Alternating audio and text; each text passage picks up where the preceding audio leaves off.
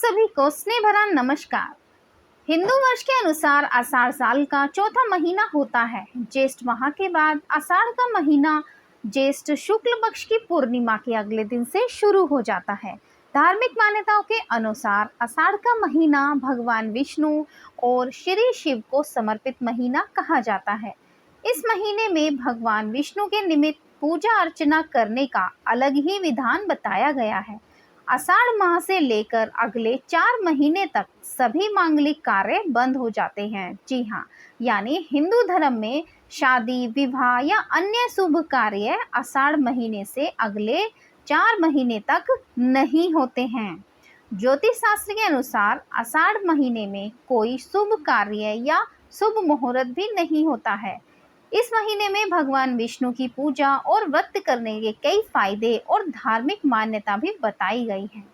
आषाढ़ महीने से ही वर्षा ऋतु शुरू हो जाती है। आम भाषा में कहें तो आषाढ़ का महीना किसानों के लिए काफी महत्वपूर्ण माना जाता है। जी हाँ, आषाढ़ माह से वर्षा ऋतु शुरू हो जाती है। इस दौरान भगवान विष्णु की आराधना की जाती है।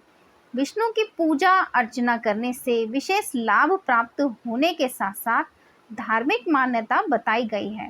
साल 2023 में आषाढ़ माह में होने वाली देवशयनी एकादशी का शुभारंभ भी हो जाता है। यह व्रत 29 जून को रखा जाएगा।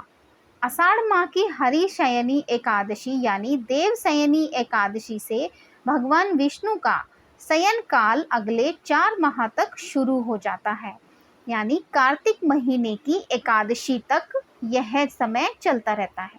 इस दौरान भगवान विष्णु के सो जाने के कारण सभी मांगलिक कार्य इसलिए भी बंद हो जाते हैं क्योंकि भगवान निंद्रा की अवस्था में चले जाते हैं और भगवान विष्णु का आशीर्वाद नहीं मिल पाता। इसलिए कहा जाता है कि इस दौरान भगवान विष्णु के निमित्त पूजा पाठ अर्चना हवन या जप तप करने से विशेष लाभ प्राप्त होता है। वहीं आषाढ़ महीने से विधिवत रूप से वर्षा ऋतु भी शुरू हो जाती है। वर्षा ऋतु विशेषकर किसानों के लिए लाभकारी है, इसलिए आषाढ़ माह को किसानों के लिए भी विशेष बताया गया है। इस माह में सनातन धर्म से जुड़े हुए लोगों के द्वारा भगवान विष्णु के साथ साथ भोलेनाथ की पूजा अर्चना करने का भी विधान बताया गया है। आषाढ़ मास में मांगलिक कार्य बंद होने के कारण धार्मिक कार्य किए जाते हैं, जिसमें हरि कथा, भागवत कथा और अन्य प्रकार के धार्मिक अनुष्ठान किए जाने का विधान भी होता है। आषाढ़ माह में गणेश चतुर्थी का भी विशेष महत्व है। जी हाँ, कहते हैं साल की 24 चतुर्थियों में से आषाढ़ मास की गणेश चतुर्थी का भी विशेष महत्व होता है। आइए जानते हैं गणेश चतुर्थी की कथा। एक समय की बात है कि पौराणिक काल में माहिष्मती नाम की एक नगरी थी।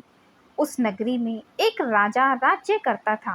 वह राजा बहुत ही धार्मिक प्रवृत्ति का था। उस राजा का नाम महाजित था। महाजित का घर सभी तरह से संपन्न था, परंतु उसके कोई पुत्र नहीं था, इसलिए वह उदास सा ही रहता था।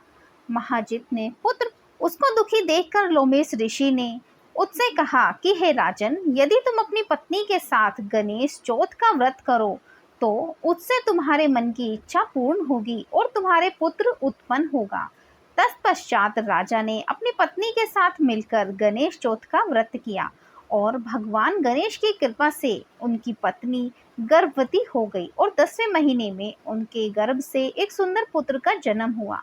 वहीं भगवान गणेश ने उस राजा के मन की सभी मनोकामनाएं भी पूर्ण कर दी।